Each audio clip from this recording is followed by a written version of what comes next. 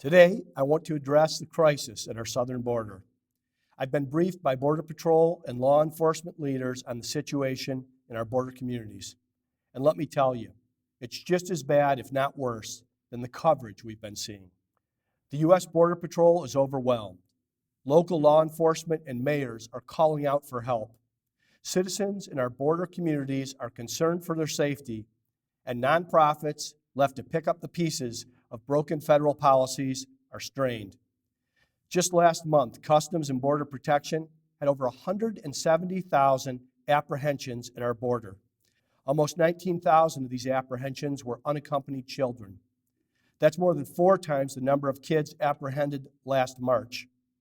The numbers don't lie. This drastic surge is a direct result of the bad policy coming out of Washington, D.C. And yet we still haven't received an adequate response from the Biden administration. It's clear that they have no plan. They can't even agree on whether this is a crisis or not. One day the president himself says it is. The next day, others in the administration take it back. I said last month that the Biden administration is totally divorced from reality. Now, at times, it seems like they fully understand the reality, and they're putting their heads in the sand and trying to ignore it anyway. The White House is aware of my view that Arizona needs the National Guard at the border. We've provided details of the personnel and support we need, laying it out as simply as possible so they can act immediately. And yet, to this date, there has been no action. The men and women of the National Guard are willing to assist, but their support has been severely limited by the inaction of the White House. If President Biden does the right thing and acts, they will be able to support ICE and CBP, 2 agencies that desperately need all the support they can get. But it doesn't look like this administration is going to act anytime soon, and we're not going to sit around and wait any longer. That's why today I'm announcing that we are deploying the National Guard on our own.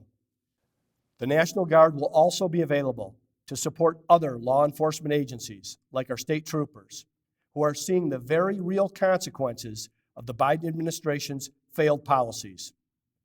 The Guard will support by assisting with medical operations in detention centers, installing and maintaining border cameras, monitoring and collecting data from our cameras, and analyzing satellite imagery for current trends in smuggling corridors.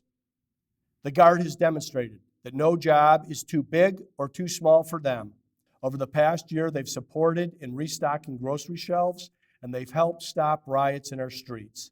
I know they're up for this challenge too. We've also briefed the legislature on this plan, and together we've agreed to provide up to $25 million to support this effort. I'm optimistic this action will help keep Arizonans safe. There's more work to be done, and I call on the federal government to do more to resolve this crisis. And I implore our U.S. senators and federal delegation to also apply pressure on the White House. But if this administration isn't going to do anything, then we will. I look forward to visiting Yuma County tomorrow to get more details from community leaders and law enforcement officials about what they're seeing on the ground. Thank you, and God bless.